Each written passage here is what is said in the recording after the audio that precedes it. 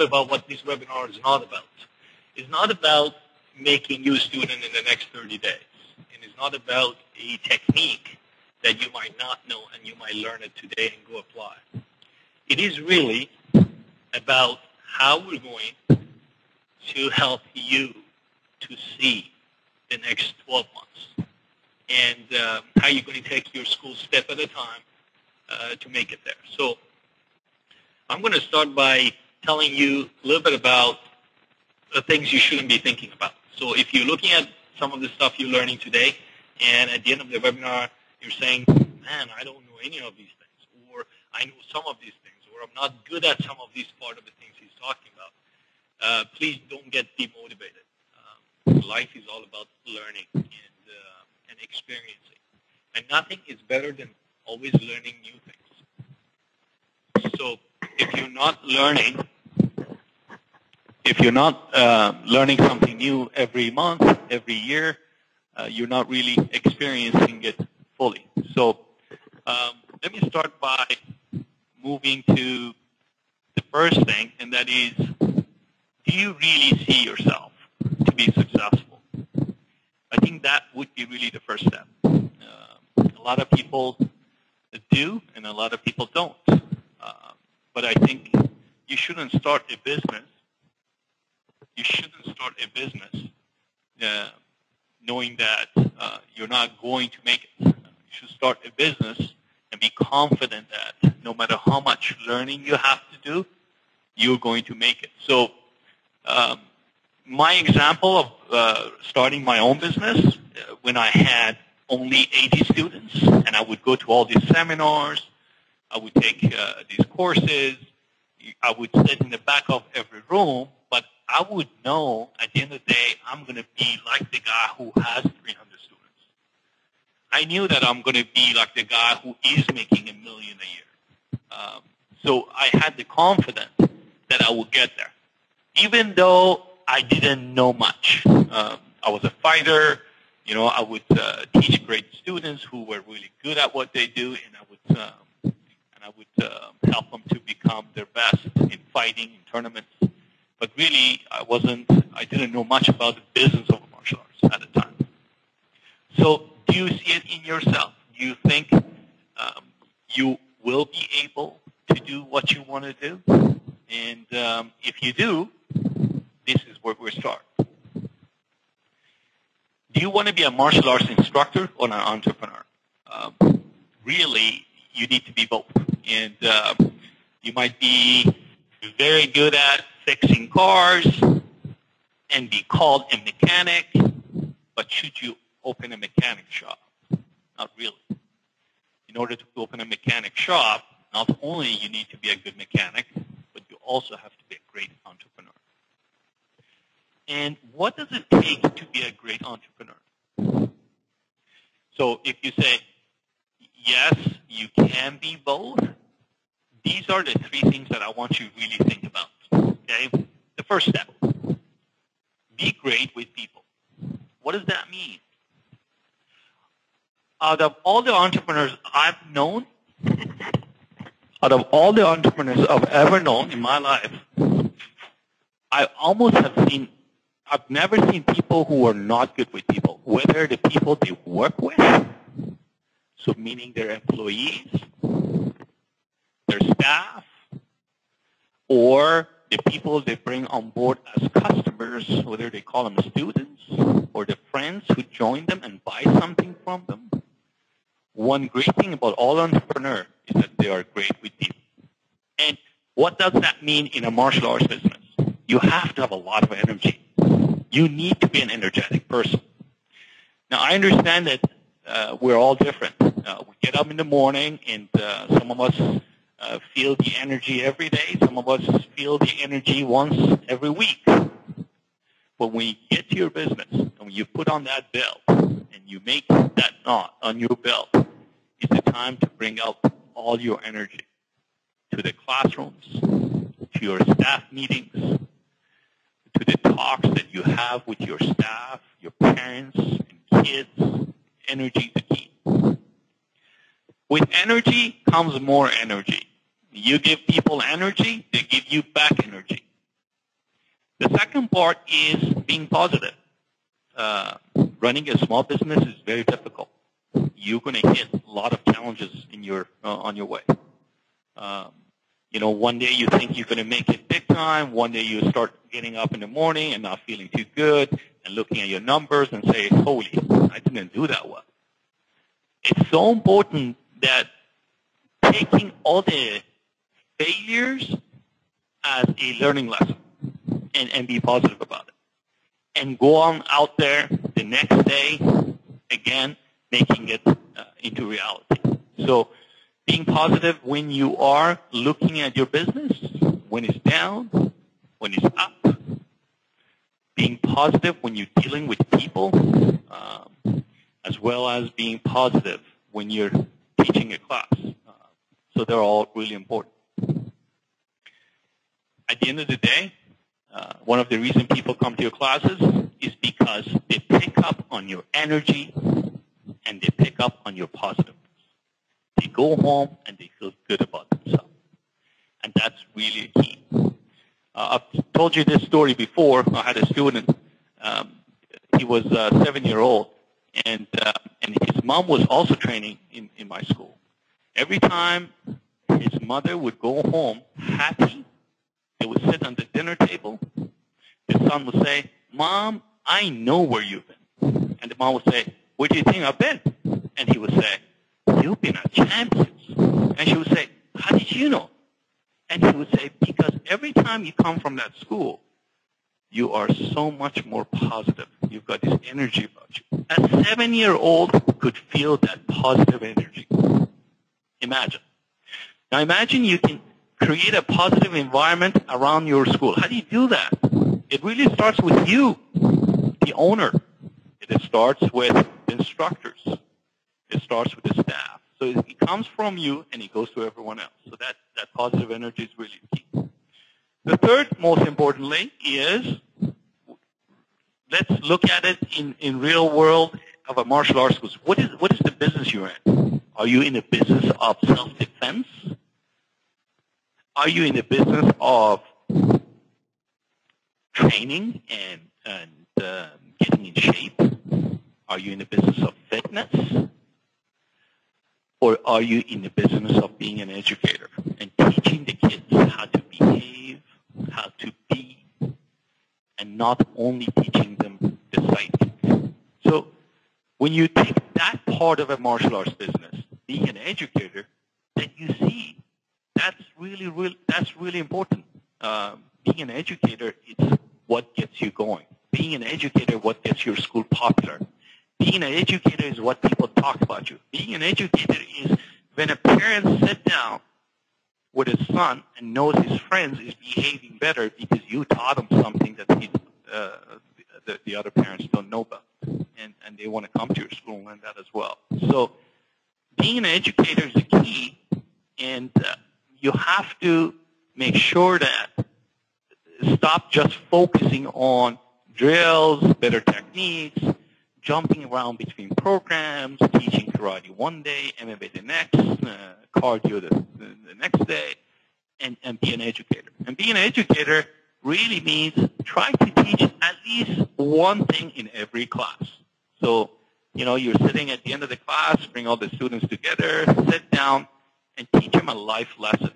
I'm sure there are a lot that you can teach. As well as, if you have that in mind, I remember in my business, I actually try to systemize that, making sure that every instructor, when they're in the class, they kind of know what to talk about at the end of the class, at least for 2 or 3 minutes. And when you think like that, you start learning more, because an educator needs to educate themselves on a regular basis. You have to consistently educate yourself. So everything you watch a movie, you learn something new from, you want to pass that on. You read a new book, that you learn something from it, you want to pass that on. So being an educator is really a key in being a great people person. Those 3 things are words. How you take it, it's up to you, but take them seriously. Be energetic, be positive, at least every time you show up in your business, and be an educator. And try to continuously teach yourself to be an educator. Plan well for the future, the second step.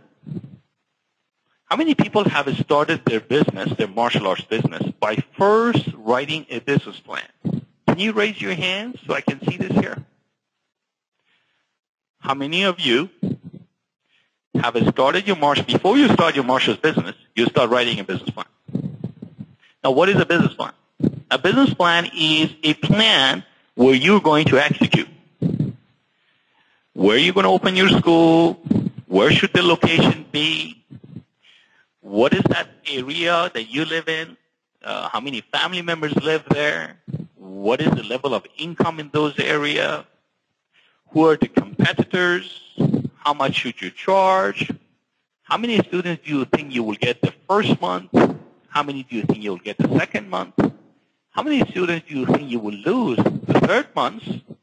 And by the end of 12 months, where do you think you're going to be? As far as the number of students, as far as the financial income and profit, where you're going to be. That is being part of an entrepreneur.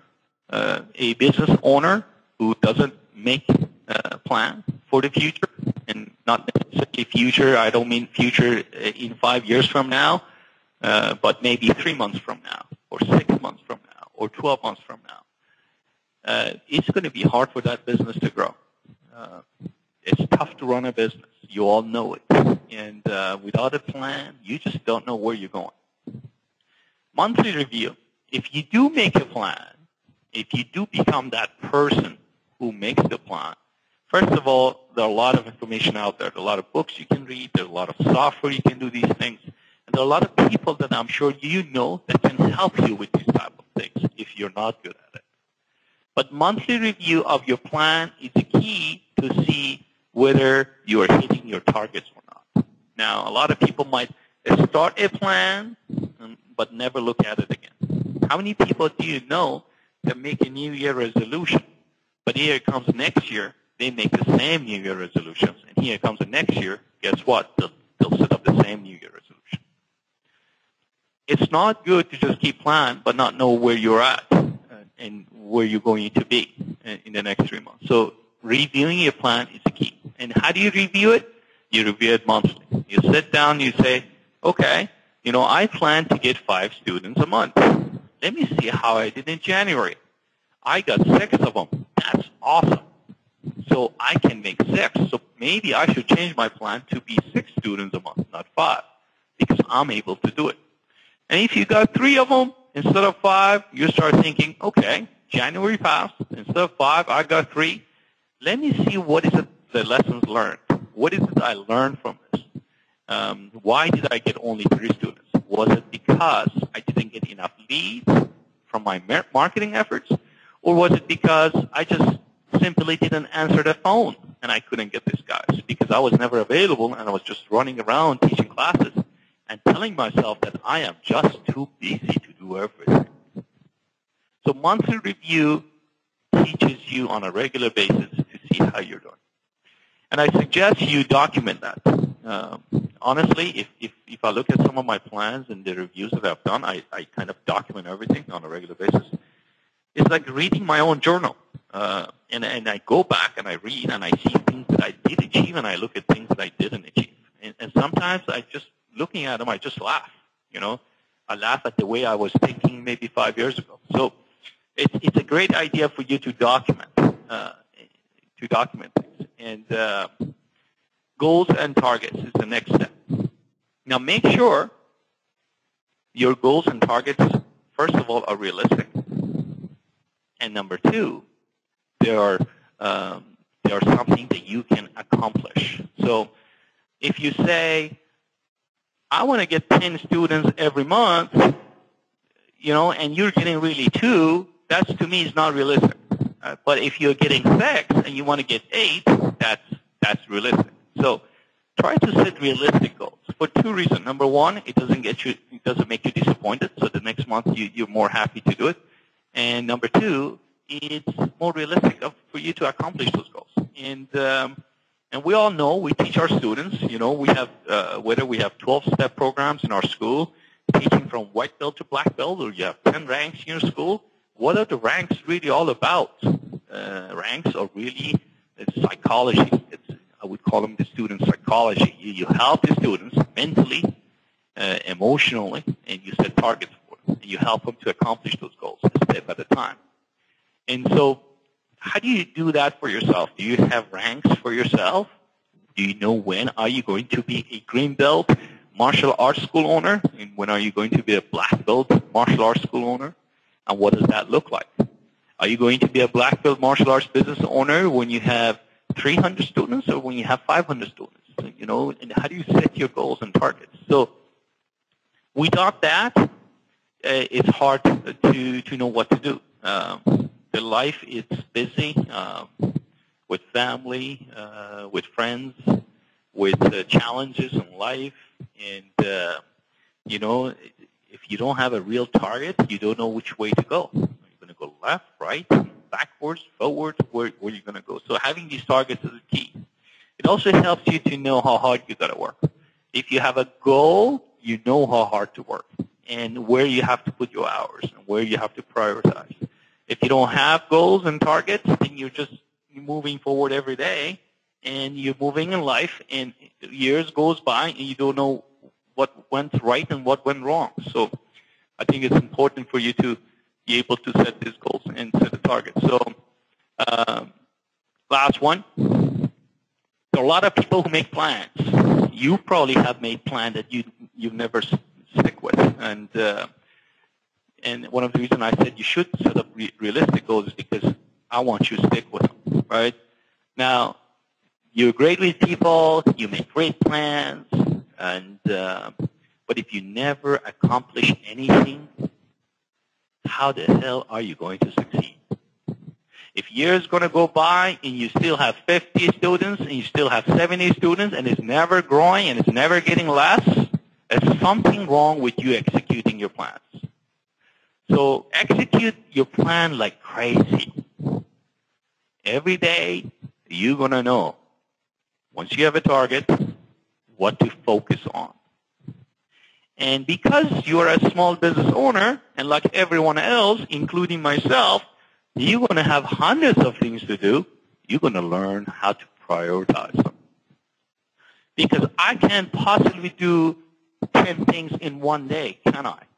You cannot do that either. But really, which one of these 10 things that I have to do today will bring the most value to me? Which one of them? Is it if I sit down and fool around with my software for 5 hours? Or is it if I call my leads who haven't showed up to my school last week? Yes, I have to do all 5, but which one will bring the most value to me and to my goals and to my business plan? Which one will bring the most value? That way you will prioritize. You will prioritize not things you like to do, but prioritize things you must do in your business. We're all human of habits. We try always get up in the morning and do things we really like and we enjoy. That could be getting in the ring, or it could be doing target training, or it could be really doing some martial arts training yourself. And then we let go continuously of things we don't like to do. As an entrepreneur, you don't have that choice. If you want to be a successful business owner with 300 students, I'm telling you right now, either quit or start also doing things you don't like. For example, you don't like to talk to people, and you like to sit in your office in the back and allow your 16-year-old instructor to talk to people. Get out. If you don't like people, don't be in the business of a martial arts school, because you must love people. You don't like to make plans. You don't like to deal with numbers. You don't like to deal with accounting. You don't like to deal with software. You don't like to do the marketing. You don't like to call students who don't show up. Get out now, because you will never make it to 300 students. In order for you to do that, you must do also things you don't like. And I'm sure you know what those things are. So every day, when you're trying to execute crazy all your plans, because you broke it down into weekly, into daily things to do, now try to prioritize things that are important, things that are going to bring you the most value. And then the last one is play to win. What does that mean? A lot of people have said that in so many different ways. There's a book that Sensenek, you were saying you were reading about, Good to Great. Really, it's talking about the same thing. Play to win. Don't be a school that wants to be at 40, 50, 80 students for the rest of your life. That's not play to win. It's okay. We all go through a hard time. One day I have 100 students. Something happens to me. I have 200. Then I go back to 100. That's okay. But don't lose the fact that you are in this game to win. You're not playing this game just to play a game. And really, it's like a sports game. You go play soccer. You get a couple of goals scored on you, and you score some. So you're 2-2. You come out really happy that you had a great time. You worked out for 90 minutes. You played soccer. You hanged out with your friends, and you enjoyed your time. Now with business, unfortunately, that doesn't work. If you're not there to win, you lose. There is no draw. In business, either you win or you lose. So keep that in mind. Every day you come to your business, every time you're planning, every time you're focusing on your goals and your business plans, remember, you have to win. And how do you win in a martial arts school? That is, teach great classes, move forward, knowing that this year you've done better than last year. Even if that number is only 10%, that number is only 5%, because you're here to win. Now, finally, we'll get to the topic of the webinar, the 7 magic steps to 300 students, and what those are. Now that we talked about yourself, what kind of person you have to be, how do you have to think about your business, how you have to make plans, you must have goals and targets, and you might execute your targets on a regular basis. But let's get in more into details of the things you have to do on a regular basis. Again, these are not tips on marketing. These are not tips on, how you should put a Google ad course and get 5 students. Because though I do care about all those techniques, and they're awesome, and it's great to know, but those are made only for entrepreneurs. They're not made for people who have a pleasure business. That pleasure type business is a business that doesn't want to grow. They just want to make the end meet. And they want to make the rent, they want to pay their bills, and they're happy with it. So let's go back to let's start with 7 magic steps to 300 students and what I think those are. Step 1, teach great classes. Now, you probably all agree with me that if the most important thing in running a martial arts school is to keep your customers happy and get them to come back. And the only way you do that is if you teach great classes. And what does that mean? Teaching great classes means people are having great time in your classes. People are coming back for your great classes. And people are seeing themselves progressing in your great classes. So all those 3 things are important. They're having a great time. They're coming back week after week to get more of them. And they're progressing in the classes. Now, the last one, progressing means if you say a student is going to get 4 months, he's going to get his yellow belts, you have to make sure he will get his yellow belt by learning his stuff. He's not going to get his yellow belt just because he passed the 4 months, but because he or she are progressing. They're learning the steps, they're learning the techniques, they're learning the stances, they're learning the punches exactly the way you want them to learn. If that becomes your goal, then you're going to make sure every instructor that you have in your school, Every class that you teach, they all work the same way. And that is helping students to grow. As a matter of fact, I think about this progressing so much that I'm working on a new software that is going to help you to see whether a class is good, whether a class is bad, if the students are coming back or not, and I'm going to show you all that with a chart so that way you know who to pay attention to.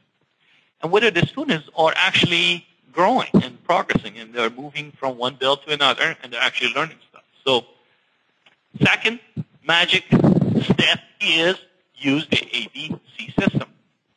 Now the ABC system is how you know where your students are at. Now, whether you call them students, members, customers, it doesn't matter. Just at rating is a way to rate your students, your customers. Now, why is that so great?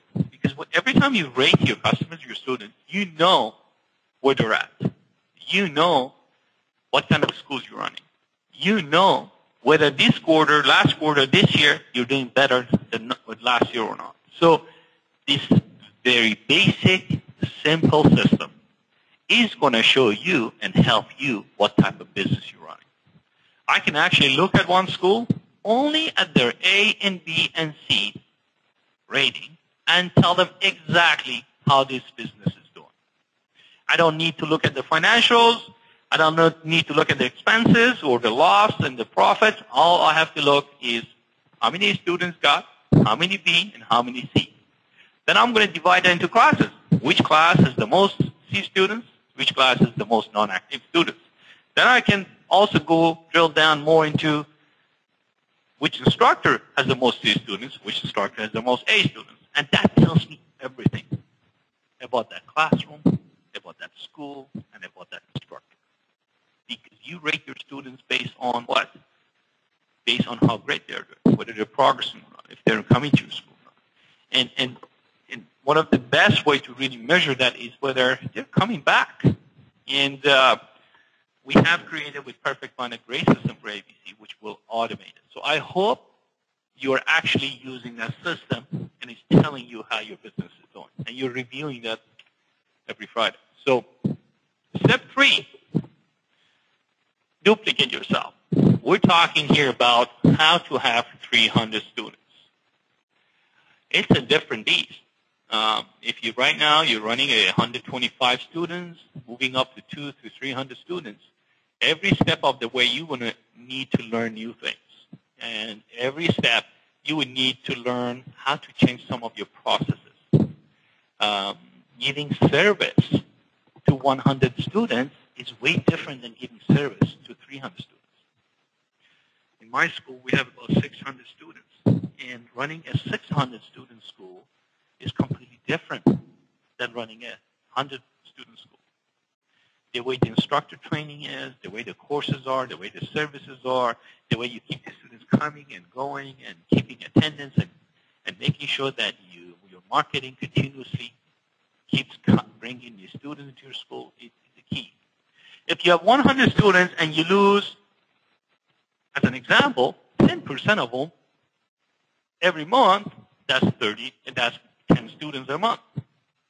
So I have 100 students, I lose 10 of them, now I got 90. So how many students do I have to get in order to grow? At least 12. That way I have 2 extra students. I will have 102 students. Now if you go to a 300 students school and you lose 10%, that is losing 30 students a month. So imagine your marketing, your effort has to double in order to bring 40 students into your school every month. That way you can stay still at 300 students and also even growing it. So when I say duplicating yourself, means duplicating everything you do today. So for example, you're handling some of your marketing yourself. Now you want to be from 100 to 200 students. That is twice more. You're going to do twice more marketing. So you need to find someone else that can help you to do that job. Or, for example, if you're teaching 3 classes a day and you have 100 students and you want to have now 300 students, you probably have to teach 6 to 9 classes a day. Are you able to do that? Can you duplicate yourself? And remember what I said at the beginning, right? You want to be a martial instructor and an entrepreneur? this is one of the hardest parts. This is step 3. How do you duplicate yourself, right? How do you make others to be as good as you, or at least to be 60% of you, that is already great. And how do you train other people, and how do you help other people to be able to do things you want them to do? And there's a big lesson on how to duplicate yourself, and I could do a webinar just on that. And as a matter of fact, I'm thinking maybe I should do one now that I'm thinking about it. And but there are a lot of great companies that can help you too, right? For example, one of the most important part of your schools that you like to duplicate is having more instructors, right? And that's the part that, there are a lot of companies out there that can help you. Like, for example, Bill Storm or Greg Silva with UP, these guys, this is what they do. And they help. I know actually they help a business here in BC that he had like 30, 40 students, and now they're at 300 number of students.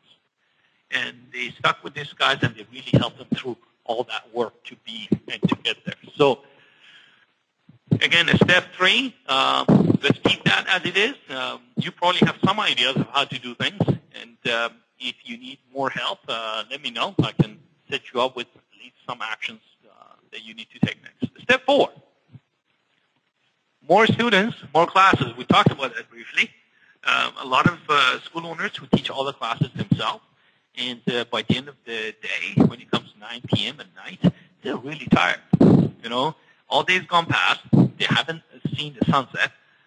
They've been in the school probably from the morning doing other things, and here it is, it's 9 o'clock, and they look at themselves and say, wow, I have 100 students. What's going to happen to me when I have 300? Do I have to teach 3 times more? So what they do is they don't add classes to their daily classrooms.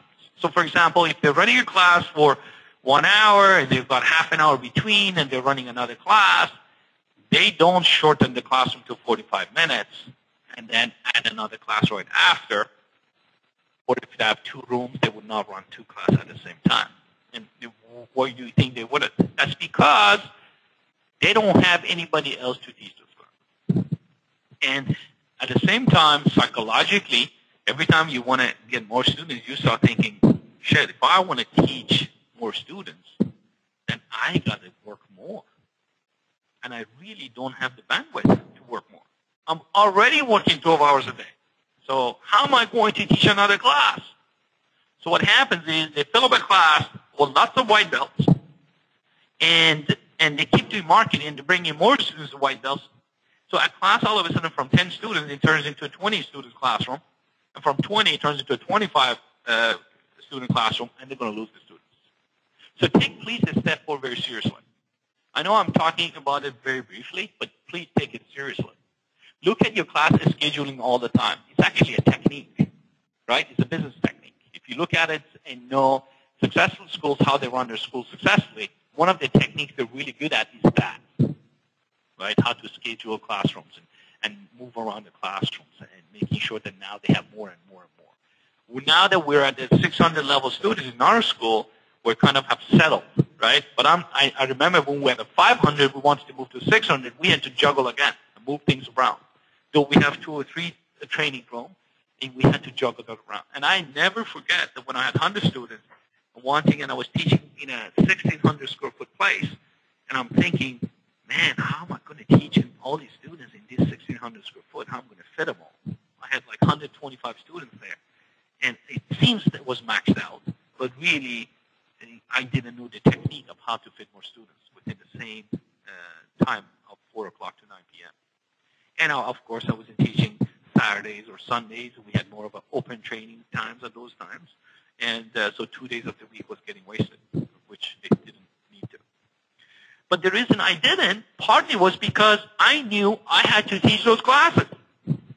So this was like a double-edged sword. I wanted more students, but then I needed to teach more classes, which I didn't have time to teach. So I didn't know what to do about it. So step 4, just remember, the more students, you require more classes, so plan well for it. Step 5, with more classes, you will need more teachers, and that's obvious.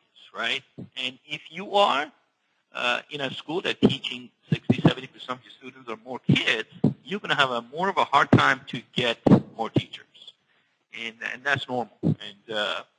But if you're teaching MMA and you have all these adult programs and you have this kickboxing program, it's going to be a lot easier for you because there are already a lot of adults in your school that you can help and develop to become teachers. So get parents involved. If you teach a lot of kids, these parents, they don't have much to do, and they love to volunteer. They love to get involved. They love to learn how to teach. How do you think yoga does it? Yoga opposite martial arts, there are all these teachers who take this teacher training and they become instructors, and they go around in different schools and teach yoga. And you see all types of ages becoming teachers, from 20-year-old to 60-year-old. They're trying to become teachers. So and one of the reasons behind yoga's success has been in their industry the fact that they were able to develop more yoga teachers. I'm not sure if that really helped the yoga schools individually because, a teacher comes to your school, teach classes, then they go to another yoga gym and they can take all the students. So the students becomes really the teacher's students, not the school teacher's students. But at the same time, when you look at their growth, one of the reasons behind their growth was the ability to duplicate themselves, to duplicate the teachers. Now, if you want to grow your student from 100 students to 300 students, and you know for a fact that you have to start more classes and you need more teachers, where are you going to get them? The best people to get for teachers, it starts with your own school, the people who come to your school every day, the people who are loyal to yourself and to your system and to what you teach, meaning that the learning curve is going to be a lot less. You don't need to teach them a lot. You bring somebody to an MMA school from a Kung Fu school, you're going to have a hard time to get them to become teachers quickly. But if you get a parent who is watching the kids and the parents start taking lessons, they start doing some volunteering and help, they're going to be able to help a lot. Have at least one assistant instructor in every class. Again, this course, guys, is not about me helping you to develop that. There's a lot of assistant instructor programs out there. Again, one of them is United Professional.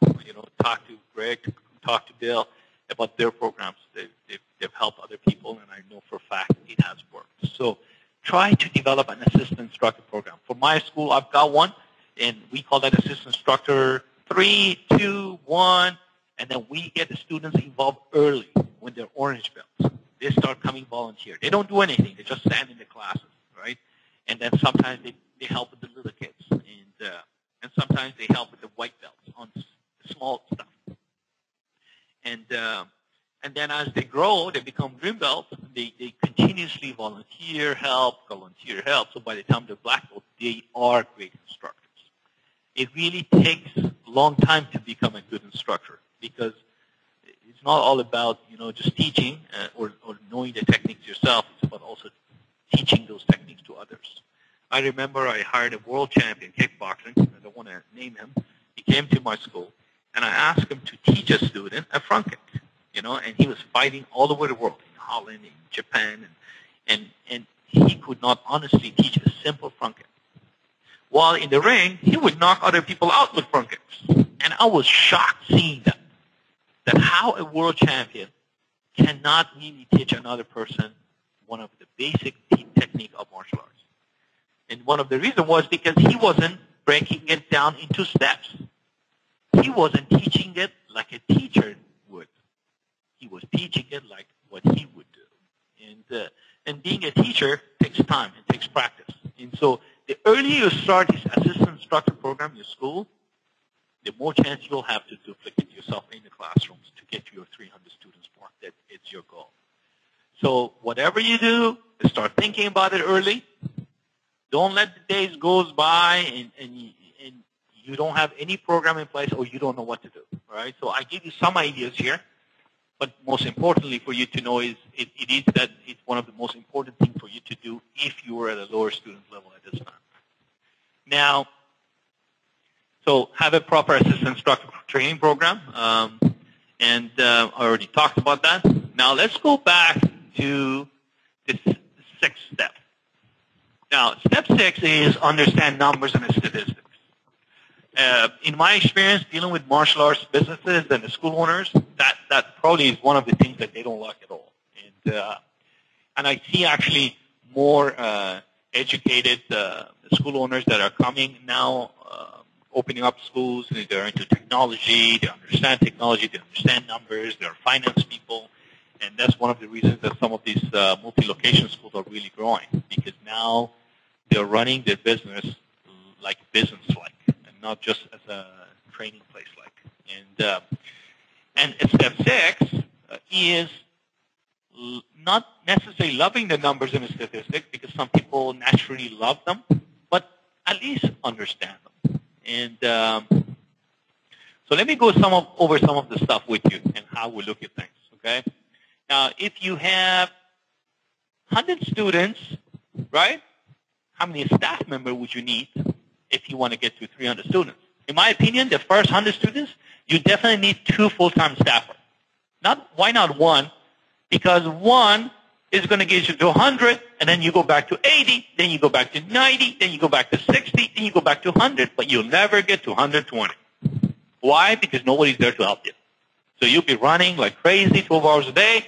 Eventually, your life goes by, 10 years pass by, you still have 100 students. You don't want that. So work it like a business. This is what a successful business does. You open a restaurant, you know you've got a great chef, you know you've got a great product, you know that you've got a great atmosphere. Now is your opening day. What do? Do you fill it up with 1 waiter? Or you fill it up with 2 or 3 or 5? In case you get busy, they can at least serve them. Same thing here. If you want to be 300 students school, you need to plan ahead, and you need to invest ahead. That way you have room to grow. It's like your space, same thing, right? So to me, in my opinion, the rules of thumb says if you have 100 students and you want to become 200 students, you need 2 full-time staffers. And if you pay them approximately $12 an hour, they work 170 hours a month, 180 hours a month, you'll be paying them about $4,200 a month. Now, for every 100 students, in addition, you would need another staff member. So, for example, if you're at 200 students, I would say you would need 3 full-time staff. And say the additional ones is the person who's been with you for a year or 2. Now you're paying them more, about $15 an hour. So that makes them to get paid up $2,500. Now, I'm sure a lot of people are thinking, is that too much? Is that too little? You know, that all depends to your school, to your situation. You're only a 100-student school, so you're a small business. Of course, you can't afford to pay somebody $4,000 a month. And of course, you don't want to pay someone too cheap. And of course, you're lucky because you run a martial arts business, and you have an opportunity to get lots of volunteers to help you in your school. A lot of assistant instructors that can help you in the school. But there's a whole bunch of work in the back of the office that happens that requires a full-time staff if you want to grow your school to 300 students. So you need to be prepared for it. So looking at it as a business only, if I'm getting involved as an investor and get someone else to open a martial arts school for me, this will be my business plan. And space per student, rules of thumb, 10 square foot per student minimum. So if you have 200 students, you need 2,000. If you have 200 students, you would need 2,000 square foot. If you want to have 300 students, you need minimum of 3,000 square foot place. So if you're right now in a 1,500 square foot and you got 100 students, but you're thinking to have 200, and that's your goal, that's your plan, you better plan also for your space, because soon you're going to run out of room. And you're going to have this school with packed of students that you can no longer serve. And then when the new student comes in, and they're going to look at you and say, wow, this is too packed. I'll probably learn nothing here. And then move on to another school. So plan for your space as much as you plan for duplicating yourself as the instructor. Now, 200 students need 2,000 square foot. Say you pay $15 a square foot. That's about $3,000 a month. 4, spend $10 per student on marketing. right? And how many people are doing that? Can you raise your hand? That seems a lot of money, isn't it? I have 200 students. I will spend $2,000 on marketing. Why? I'll tell you why. Because if you have 200 students that you are happy to stay as 200 students, you don't need to spend $2,000. You can spend $1,000 a month, right? Even though our old times, remember, guys, we used to pay $500, $600, $800 just for landing for Yellow Pages, which no one would see. So, but if you want to be a growing school, remember, I told you, I said, if you're losing 10% of your students, you need to gain 15% of your students and new students. In order to do that, you need to get them in your door somehow. So wherever you spend that money has to bring you that many students. But the rules of thumb, it's okay. If you're a growing business and you want to get to 200 students, 300 students, 400 students, don't look at it as how much I'm spending. Look at it as how much I'm gaining and how much I'm investing into growing my business. And that's the rules of thumb. Now, if you spend also $10 for all other costs, probably office expense, supplies, expense, like anything else that goes on in your school, which I'm sure we all do, even bank fees and transactional fees, things that we don't count on, right? Things that we don't look at usually on a regular basis, utilities, and all the stuff that goes with running a business. If you spend another $10 per student for all other costs, that would be another $2,000. So what's your total expense for 200 students? Approximately $14,000. So you'll be spending at least $14,000 a month to have 200 students. Now, for some of you, that might be a lot. But for some of you who have 300, 400 students already, you say, oh, that's nothing, right? Because you're probably spending like $30,000 a month. Now, how much you have to charge? There's lots of different ways of charging for students. I hope you're not charging anything for less than $100 a month. If you do, you're really disvaluing your service. And your service is teaching martial arts, teaching self-defense, and educating people to become their best. And if that's not value $120 a month, I don't know what is. I honestly take my daughter to all these programs now, like different classes and gymnastics and sports ball and all these little programs that's going on for kids. And I see, first of all, none of them are cheap. They're really not cheap. And second of all, when I'm looking at all these programs as I'm taking my daughter for the first time, I'm realizing, man, martial arts is really a good business. When you compare it with all other things, with the art, with the music, with the sports, with the soccer, it's a good business that we're in. We're so lucky to be in the business of martial arts because we get the students a lot easier than they do because we can easily charge $120 a month because the value we bring to the students, none of these programs do like martial arts does. The way we run our curriculums, the way we educate our students, the confidence we give these kids and these adults, it's amazing.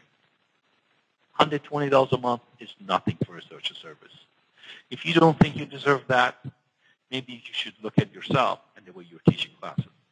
So if you do charge $120 a month for 200 students, you will have about $24,000 a month in your school. And that's about $24,000 a month. So you will be making profit of $10,000 a month. So if I'm an investor and you are a great business owner, I would say, man, let's do it, right? When you look at the number of investment, because remember we said the first 100 students, 2 staff, $4,200 a month, right? So that's one of those staff is probably yourself that you're not paying to anyone. But you should be getting paid as a staff member. And then when you look at the business, at the end of the day, it's $10,000 profit. That's huge. But would you make that profit if you had 80 students? You wouldn't. Because all the costs is going to be exactly the same. You're going to still pay the 2 staff. You're going to still pay the rent. You're going to pay still most of your marketing costs and all other expenses going on. So you will only be profitable when you increase the number of your students. You will only become professional, living a happy life, running a great business, helping other people when you do have more students. And that more students, to make you a great school, in my opinion, is that 300 number mark. If you get to that, you're going to be running a good business. Now, the step 7, which is the last magic step, is be analytical every Friday. You know why I sit here every Friday? Because every Friday, everyone else will start thinking, I'm going to have fun, right? Every Friday, everyone's going to say, thank God I'm off. Everybody else is going to think and say, okay, so what I'm going to do for my weekend. But what I want you to do is stop thinking about those things, at least for a while, until you get to your 300 student mark goal, and think about your numbers. And look at them and see how you're really doing. One of the great ways to do this is through our dashboards, which I'm going to show you here. I built this software for a reason. It wasn't just to show you some reports. I didn't make this just for you to know. Well, you could have seen, get all this information already through the reports. But I made it so you can look at it on every Friday or every day to make sure that you're on the right track. How many students you have? Are you growing or not? How many did you have when you started the business? 66 students. Now you have 184 students. At least you're growing 179%. That's huge. If I was an investor, I wanted to invest in you to opening more schools. And the good things about this dashboard is that it's not just a dashboard. A dashboard usually is called when you show some charts and some reports. But this is not it. This is, we call it a smart dashboard, is because it helps you to grow your business. All you have to do is put a number here. I want to grow 10%. And it will tell you exactly how many leads you got to get, whether you hit your target or not. From those leads, what's the number of appointments you're supposed to make in your calendar? How many intro 1 and introductory 2 you did in your classrooms when somebody's new come to your school and does a class? And how many new students you're supposed to get. It also shows you how many students you lost, which is really important. Remember, every time I talk about numbers and talked about being an entrepreneur, I talked about understanding your business when it comes to numbers. And this is where you should see that. You look at your marketing performance. You know, should you focus more on your leads? Or maybe you're not even booking them because you're not answering the phone. Or maybe you're not teaching great classes. Or maybe you don't know how to ask for money at the end of the day and enroll the students into your program. Now, there's 7 magic questions you ask a student when they come and take an introductory lesson in your school to make sure after taking 2 private lessons from you, they're going to say at the end of it, at least 80% of them, they're going to say, yes, I want to do this for another 12 months. And yes, I want to take these classes, and I want to be a black belt, and I want to be good at this. So those are all some of, I would say, techniques that helps you not only to help the students to set proper goals in their life, at least goals that they can stick with. We know for a fact that, kids in these days, they jump around too much to different sports, and at the end of it, they become nothing. So you help them to set those goals, and also you help your business. Because when you enroll in your students, they're supposed to be committed. They want to be with you, and they want to stay with you. So that's what these numbers is. So it's going to show you what you're doing right and what you're doing wrong. Again, if you like some of the advice from me and you want me to look at your dashboard, just get a copy of it, send it to me. I'll be more than happy to help and tell you whether you're doing good or bad and which parts you're doing good or not. Another company that we're going to be most likely working with is going to be United Professional, where it's going to help you with this. They're going to, look at the numbers with you on a regular basis, so they can tell you whether you're doing good or not. And the second part, financial information. You all know what that means. And again, the last part that I talked about briefly, it was one of my magic steps. The second magic steps, if you remember, was ABC non-actives, which would tell you how your school's doing it. If you have 184 students, are they all happy? Are they all upset? Are they all non-actives? This is a demo database. I hope so your business is not running like this. Out of 184, if you had 160 non-active students, meaning they're still paying, but they're just not coming, I can't see you can grow that business at all. So I hope you enjoyed the webinar. I appreciate your time being here today. And we might have some question and answers right now. So if you have any questions, I'll be more than happy to respond and answer. One thing you can do for me, if you like to, is to go to our ChampionsWay.com. Tell us about how your experience was with this webinar and whether you liked it or not. And the second step is for you to ask some questions, and I'll be more than happy to answer. Thank you very much, Master Farid, for that awesome presentation. I do have a few questions here, and I'm sure more will come in as we continue. But the first question here is, do you have any specific strategies for how you treat A students versus B and C students? Absolutely, and great question. Every time I'm in a classroom, it's me personally, when I teach a class, I always want to help that C student. And the C student is usually either they're not coming as much, they're demotivated, or they're not progressing. So I look at my class report. I would never, ever walk in a classroom without a class report, first of all. I'll go in a classroom and make sure that I know what's going on in the classroom. So I can see who's A, who's B, who's C. And the strategy would be, of course, it's not like don't pay attention to A students at all, but usually they're the ones who are in front line. And the C students and non-actives are the ones who need help. So I'll look at it, and and say, okay, why is this guy C student? Then I'll look at his progress, and I see, oh, he's been in this rank for 8 months versus, he should have been here only 4 months and be tested for the next rank. So I'll know what's wrong. Then I'll look at their techniques in the classrooms, during the classroom, the 45 minutes, because I know for a fact I can't help 15 or 20 people at once. In a 45 minutes, an hour class, of course you can't do that. But if you pick that 1 and 2 students that need your help the most, and if you can be random about it, and a class report can show you who to help, this is how you grow the classrooms, right? Everybody's having a great time. Everyone is practicing their techniques.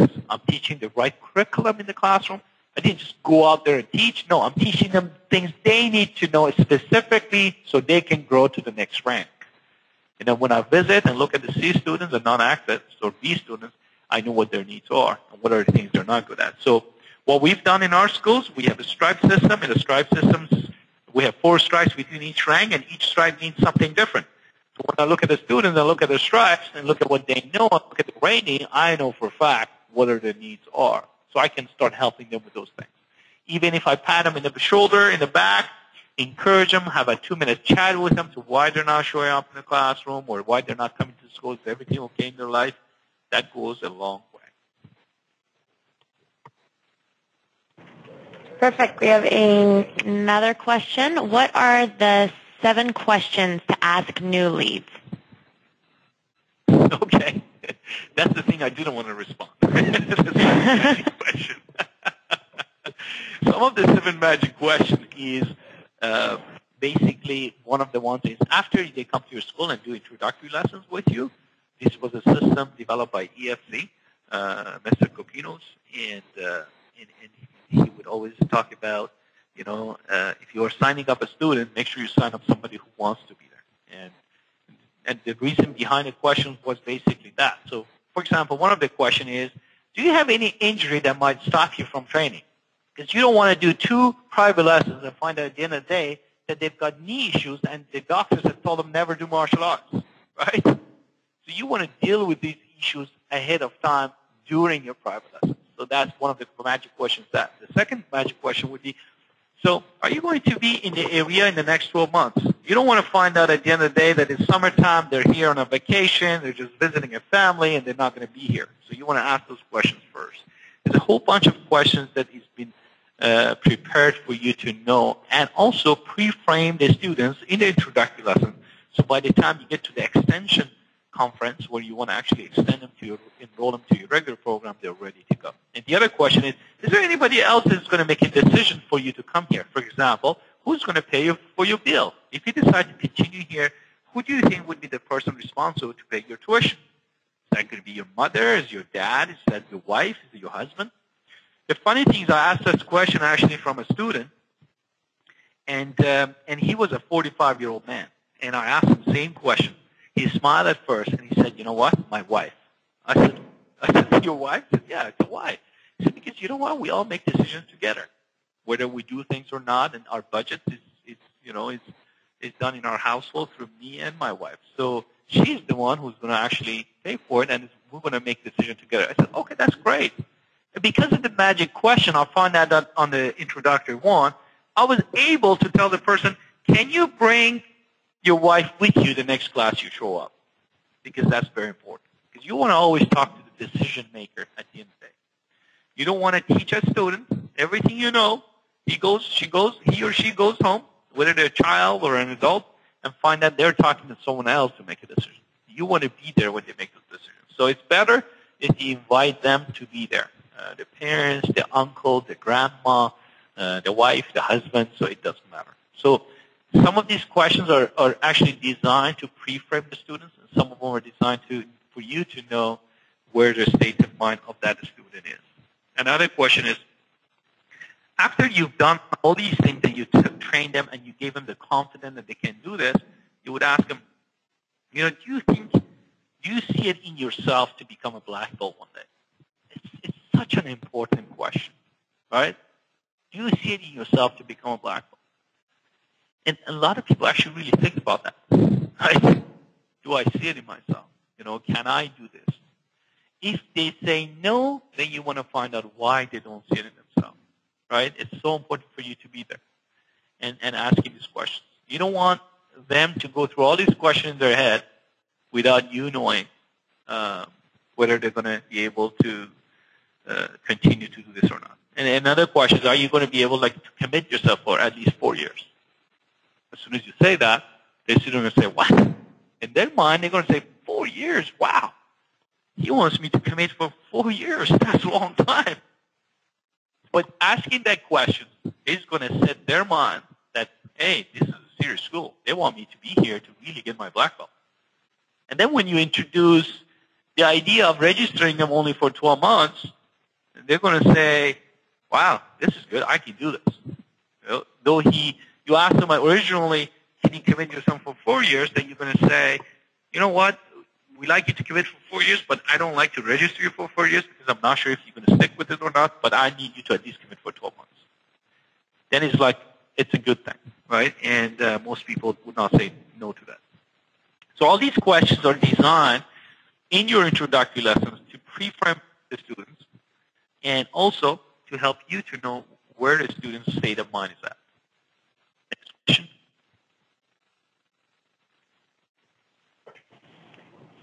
So there's another question. How do you feel about free intros? And another question by the same person. Investors versus banks for money, where do you find your investors? So that's a two-part question. So the first question was free intro or not. Are you really in the business of making $30, $40, $100? That's not what you're about, right? You're running a successful martial arts school. You're committed to run your school for years to come, and you want a committed students to come to your school on a regular basis. So don't definitely undersell yourself. The introductory, there's a purpose for it. The purpose is this. A lot of people are shy to try martial arts. A lot of people are intimidated to martial arts. A lot of people don't want to try and commit themselves to something that they might not be able to do. So there's lots of reasons why people wouldn't do something. The introductory has been designed only for you to get them in your door. So whether you give it for free, even give it a uniform on top of it, it's a great thing. All you have to look at is your numbers at the end of the day. If you gave 50 introductories and you spend $20, that's $1,000, how many students do you get from it? And is it worth it? That $1,000 is probably going to go in your marketing costs, the 10% that I talked about, $2,000 a month if you have 200 students. So that's your marketing cost. So don't be afraid and scared of giving intro lessons. If you believe in your program, is what you teach, that means you can keep your students, then of course give the introductories for free or cheap or charge for a lot less or charge in a reasonable price. That way people can try you out. A lot of times if you use the word free, you might tell people that you have no value. So that's also not good. Depending on your area or your market, you want to test that, A/B test that. Try it without and try it with. Maybe charge only $30, including a uniform. That way they're committed, because when people see themselves in a uniform, they wear these gloves in their hands. You know, there's most likely they see themselves being able to do that. So if you're going to spend that money on themselves and help them to see that in themselves, that's great. It helps them, it helps you, and they're going to enroll into your program. The second question was, what was the second question, Shada, again? I forgot what the second question was. It was investors versus banks for money. Where do you find your investors? Yeah. Okay. That depends. I remember I asked for family members at the beginning when I started my school. I started with $30,000 because I had to get this place renovated, spend some money on marketing. I didn't want to start just, with no business sense into it. I had a business plan, and I approached some family members. But, either or it works. Either approach first. I would say always approach family and friends, because always people who believe in you are the ones who are willing to invest in you, right?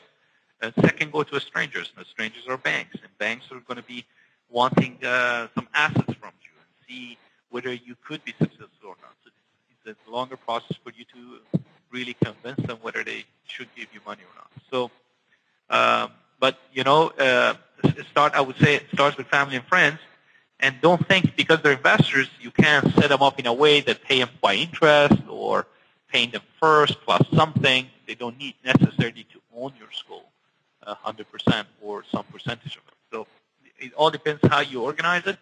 But go to the cheapest route, whether that is paying a 4 or 5% interest or getting a family member to make some money as well as you, and them being able to support you to move this forward. Great. I have another question. How do you motivate students who are not very active or consistent with their attendance? The first thing you do is educate them. How? Through talk, through automated emails, through Perfect Mind.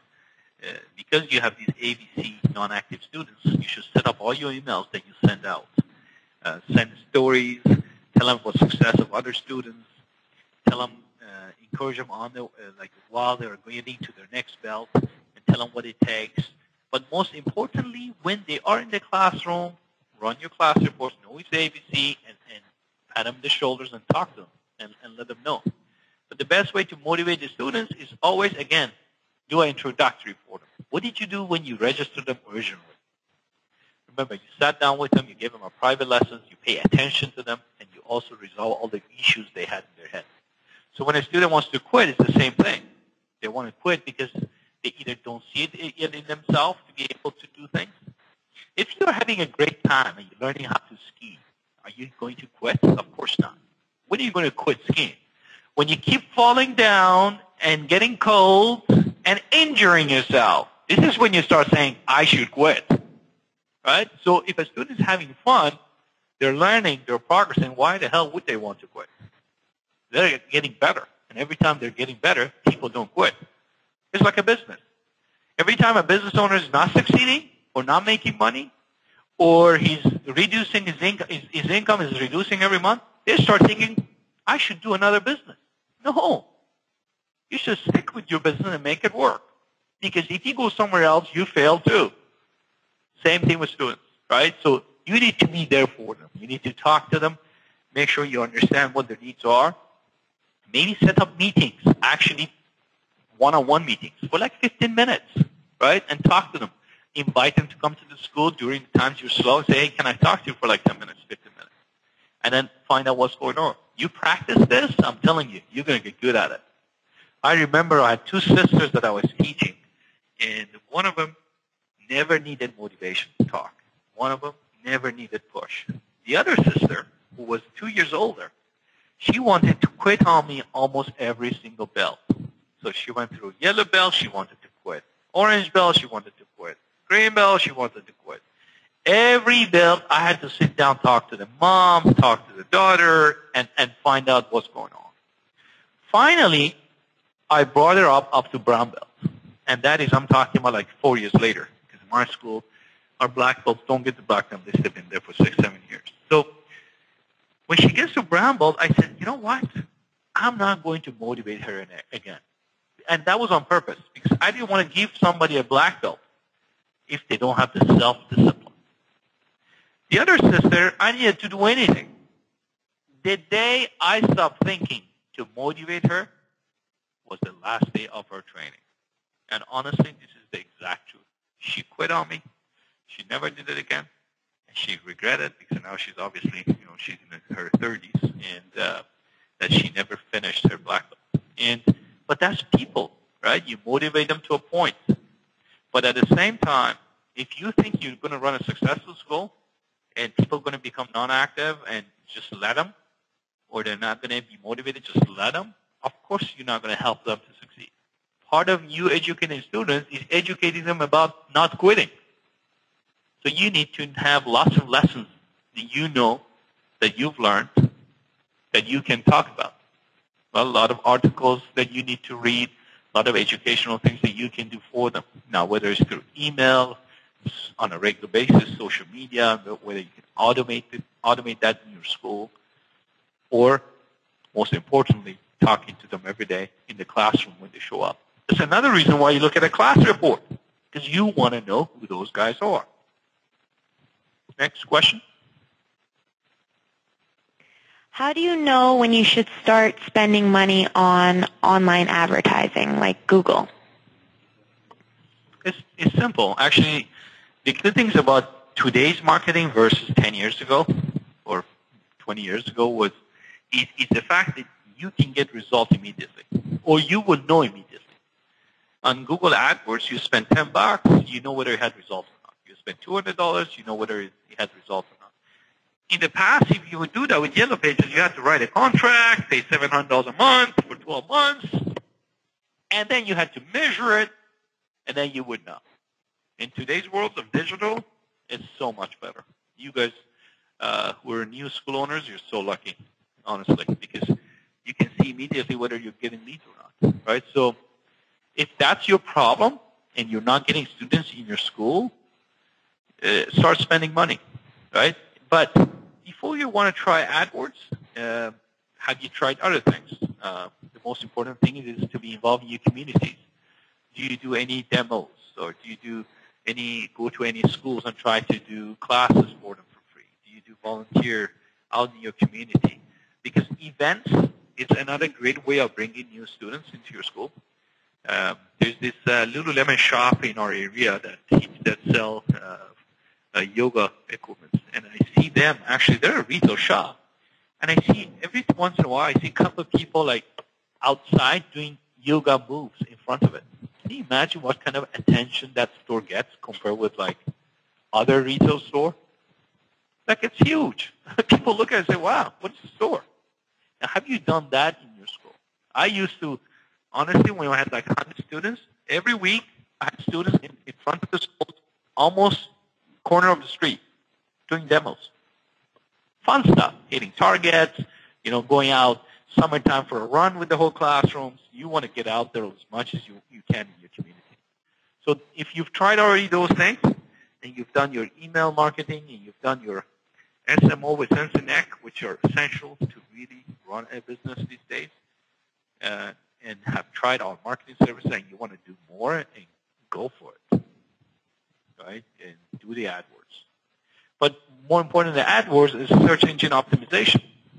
If people are searching for you, are you coming on top, right? Are you using the SEO service that we offer? And those are also important. Just that you know, for everybody who's been in this room today, and I had the honor to talk to, we're offering a $200 gift certificate towards any service that we offer, whether that is marketing, SEO, and anything else that you like to do.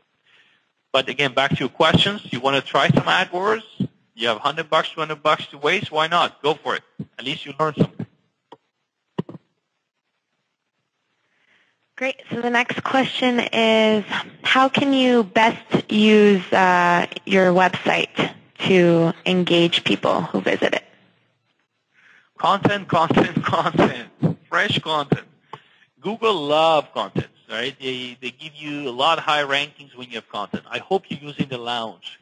I built this tool for you guys to continuously put fresh content there and also help others to put content on your website. So ask your student, ask their parents, go out there and blog for you on your own website in your lounge. All those things get picked up by Google search engine. And the more content you have, the more fresh content you have, the more chance you have for people to revisit you, to visit you, to share your information with others. And connect that, make sure with your Facebook so you can bring people from Facebook to your website at the end of the day. I'm going to take one more question. And if there is more of them, Shada, so maybe we should do a follow-up webinars next month. And maybe we can do just a question and answer for people who've taken this webinar and they've gone through all the stuff that I went through and they have questions. So let's take one more question. Okay, last question. It's a simple one. How do you keep your staff motivated and happy? And if anyone else has additional questions, I'll post the email. You can send your questions to, and we'll have them answered either in a follow-up webinar or directly. So how do you keep your staff motivated and happy? How do you keep your staff motivated and happy? Talk to them. See what they want. That's the first thing, right? It's like, how do you keep your wife happy? How do you keep your husband happy? How do you keep your kids happy? Right? How do you keep the people around you happy? You talk to them. You communicate with them. So the first thing I would say, communicate with people. Don't treat them like just a staff. Treat them like friends. Treat them like the people you care about. Right? Deal with them on a regular basis. And I know it's not an easy thing. You focus on your business, but then you don't want to focus on the staff. But your staff are your business. They're part of your business. They're the ones who's going to help you to grow. At the same time, please pay attention to them. And don't always wait for them to come to you. So, I see that it happens a lot of times. Whether, the hardest part for me is running a 70-employee company is if my managers don't do that. If my managers don't go and make sure that they pay attention to the staff they're working with. Staff members have feelings. They're human beings. They want to be recognized. They want to grow.